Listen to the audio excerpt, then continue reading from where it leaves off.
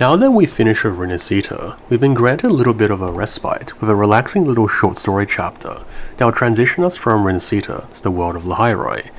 Chisa and Hanami City's story in 2.8 was an honestly low intensity and enjoyable story to finish off an otherwise hectic last few updates. And even though it wasn't as jaw-dropping or awe-inspiring as some of the previous ones, I thought it was nice enough, and it also had some seriously amazing visuals. I mentioned this previously in a YouTube post, but Chisa as a character doesn't really possess as deep of a symbolism as other characters that we've covered, but she and her story kind of pads this out by having an absolute boatload of references to Japanese culture, media, and some other little things. So unlike my previous character analyses, this video is probably going to feel a little bit more like a montage list, with shorter sections because even though they're not deep, there's so many little individual things to talk about. So without any further ado, just make sure you are aware that spoilers will be ahead.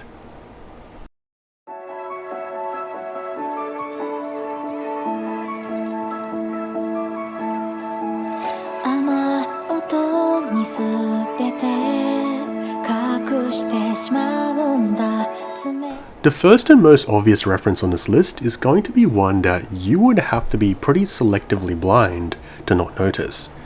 Chisa's design and weapon of a half-scissor is one that takes heavy inspiration from the anime Kill la Kill, where these links to schoolgirl aesthetic and supernatural powers is taken and injected into the world of Wuthering Waves. However, the biggest inspiration comes from how this links to Chisa's weapon, where both she and Ryuko have signature weapons that are comprised of half a scissor blade. It's a rather unique thing that you don't really see anywhere else.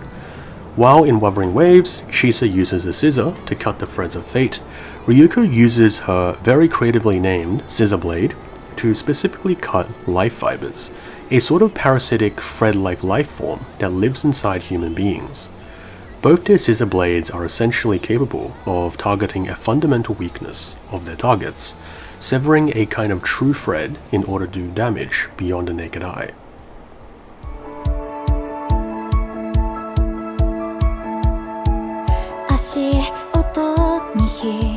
While we are on the topic of Chisa's sword, it also will do well to talk about the name of her signature weapon, Kumokiri.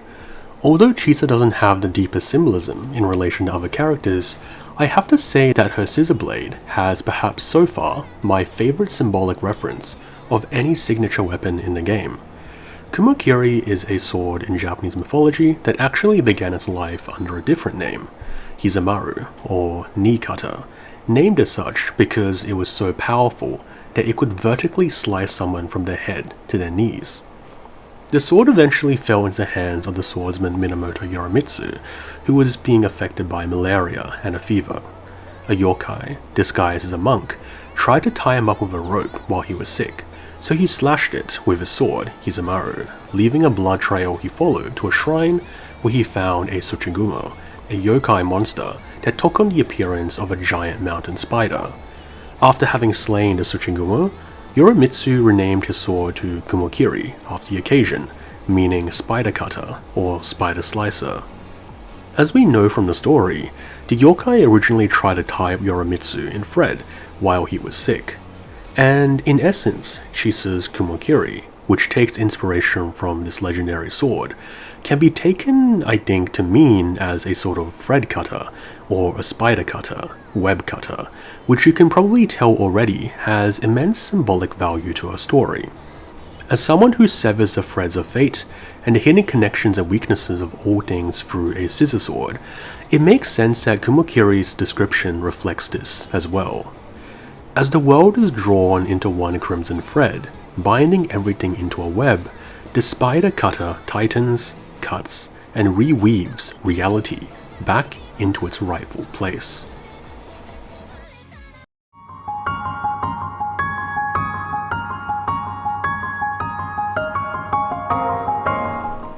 Continuing off from her scissors, it's also important to talk about red threads, which Chisa both visualizes the world in, as well as being a physical motif of her design.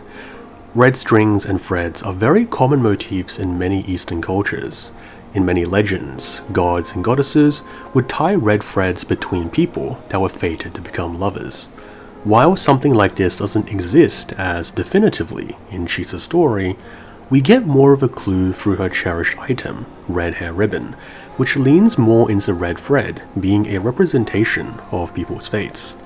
When we combine this with the crimson thread that was referenced in her signature weapon Kumokiri, we can see that red threads are essentially a link to fate and time, while the whole of Honami City is trapped in a sort of inescapable cycle of repeating days endlessly. Chisa's role as the cutter, the incisor of annihilation, as Kuro describes her, is one that we have seen actually plenty of times within Wuthering Waves' story. She is the one who cuts the red thread, the one who beats back fate and a world with a supposedly already decided outcome.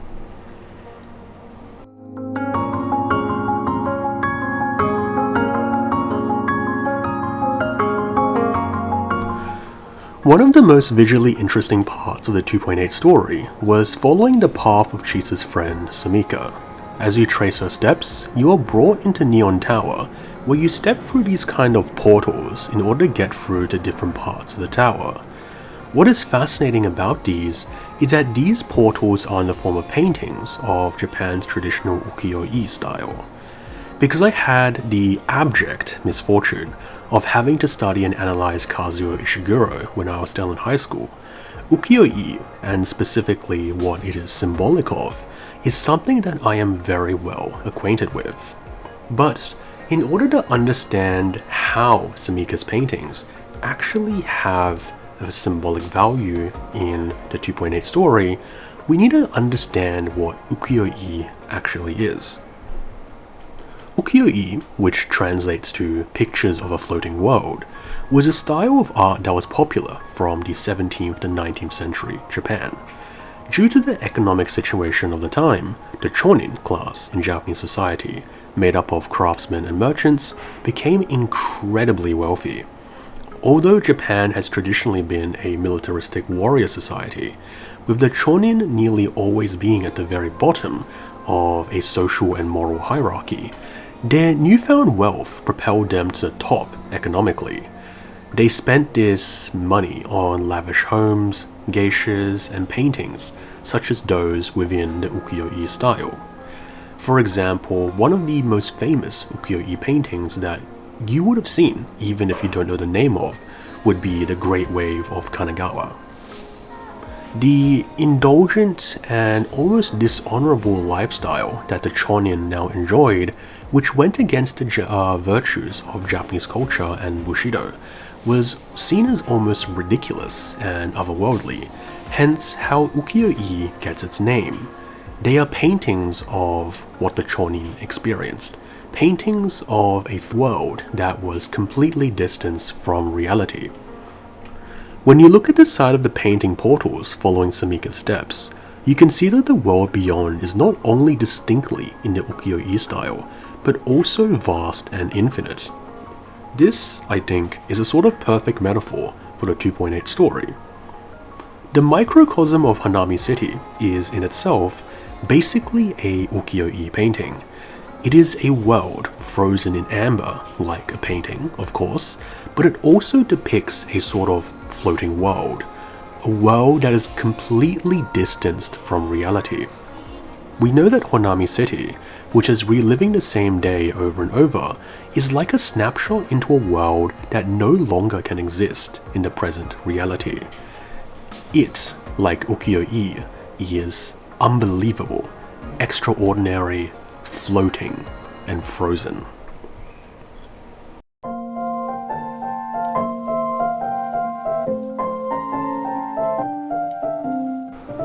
Throughout the 2.8 story, a certain book that Chisa reads, showing up both in the cafe and Samika's old hideout, makes an appearance. With big credits to Noel on the Solaris Archive Discord, the specific style of writing font has been translated into a usable cryptanalysis key, and as such we can read that the title of the book that Chisa reads is Murder on the Snowpiercer. This is rather unsurprising actually, because even before 2.8 released, we knew that Chisa was a fan of detective fiction, but where it gets interesting is, of course, what this fictional book is inspired by. I think if you've kind of read around the world a little bit, it won't come as a surprise that this takes massive inspiration from Agatha Christie's Murder on the Orient Express, something that we know not only from the title, but also from the book itself. After having spotted a single clear page within Chisa's story, I have taken the pains to spend 2 hours translating the special Solarian script into English. Within the Wuthering Waves version of the book page that we can see, we observe a story of a train stuck within a snowfield, with a murder having taken place and the murderer still being on board. This is actually exactly the same plot as Agatha Christie's version, which depicts a train stuck in snow in Croatia, where a murder happens. Because of the snow, Poirot, the detective main character, deduces that the murderer must still be on board. Due to the train's nature, there is people from all walks of life and nationalities, with the French, English, Americans, Russians, Italians, Greeks, basically just tons of people. And this is actually one of the book's biggest themes, that, in the face of death, differences don't matter, even if people pin the blame of the murder on each other, because when the murder actually is resolved and revealed, nationality and difference has basically nothing to do with the outcome. Just like how the ending part of what we deciphered from Murder on the Snowpiercer shows that none of the passengers were resonators and they were all from different social backgrounds, Poirot, in Agatha Christie's version, famously retorts that, as a neutral Belgian, he belongs to the world. Besides the Murder on the Orient Express, the other part of the book that will probably catch your attention is its reference to the story and famous movie Snowpiercer, which is a book about a giant train that circles the world after a cold apocalypse has killed all life on Earth. Considering the post-apocalypse setting of Wuthering Waves as well, with the post-lament Anthropocene, I'm sure that you can already begin to see the similarities.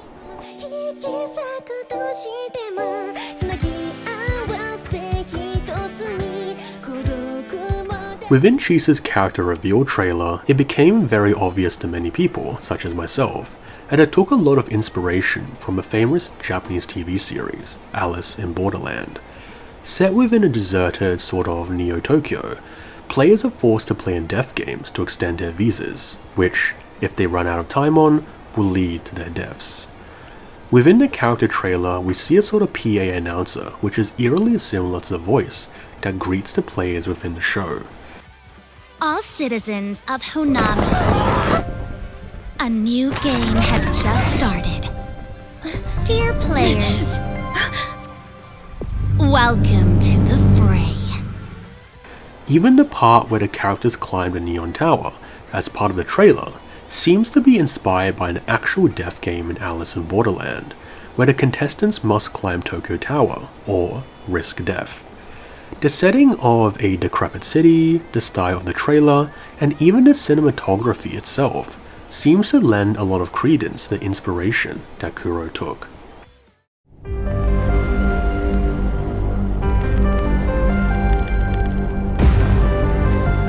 As soon as many people saw Chisa's weapon, it was nice to see that part of the moveset and scissor transformation pushes a blade to use as a sort of buzzsaw at the end of one scissor. This actually takes some pretty heavy inspiration from the Japanese video game series Monster Hunter, where the concept of a normal sword being transformable into a buzzsaw during an ultimate kind of phase is taken from the Charge Blade archetype in the game. Although I don't play Charge Blade because I'm a bowgun main, you can quite obviously see Inou Forte, which is built around charging up the ring of chainsaw, is the exact same as how attacks are needed to charge up the Charge Blade's Savage Axe mode in Monster Hunter to deal massive damage.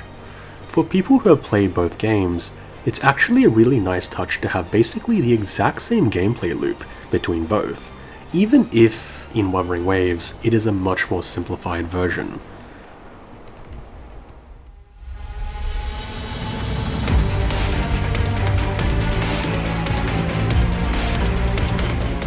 One of the interesting parts of Chisa's forte is that she has the Eye of Unraveling, which allows her to be able to see the structure, form, and movement of any object. In combat, we know that she sees these as threads, and can unravel them to see the weakness of enemies. Though in anime, special eyes with extraordinary abilities are not at all rare, Chisa's eyes, especially after we see her alter ego within the character reveal trailer, seems to take a lot of inspiration from the mystic eyes of death perception, which very similarly allows a person to have an additional spiritual sight, allowing them to not only conceptualize death, but also the key weak points of an object, as well as also, in essence, the future and fate of it. Considering that Chisa's story heavily involves utilizing red threads as a sort of symbol of fate, as discussed previously, this is perhaps the closest inspiration behind her resonance abilities.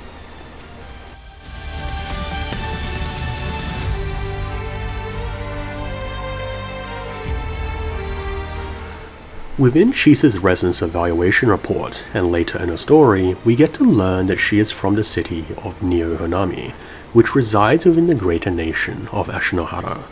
Just like how the existing nations of Solaris 3 have big symbolic implications, such as Huanglong being the all-encompassing yellow dragon, Rinascita being Italian for rebirth and the Renaissance, then Septimont for the Seven Hills of Rome, Ashinohara has already been widely speculated to be a portmanteau of Ashihara no Nakatsukuni, meaning the middle country of reed beds.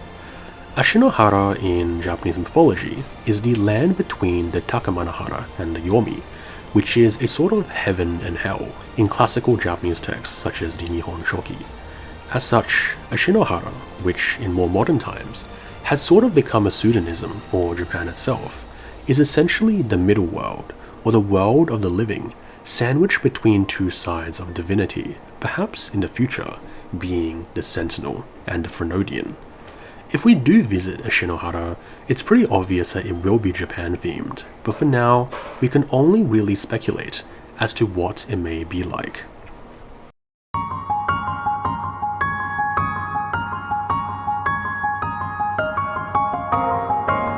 If you did not notice already, the spirit of Honami City, Namipon, has not only a cute and endearing way of talking, but also sometimes talks in haikus.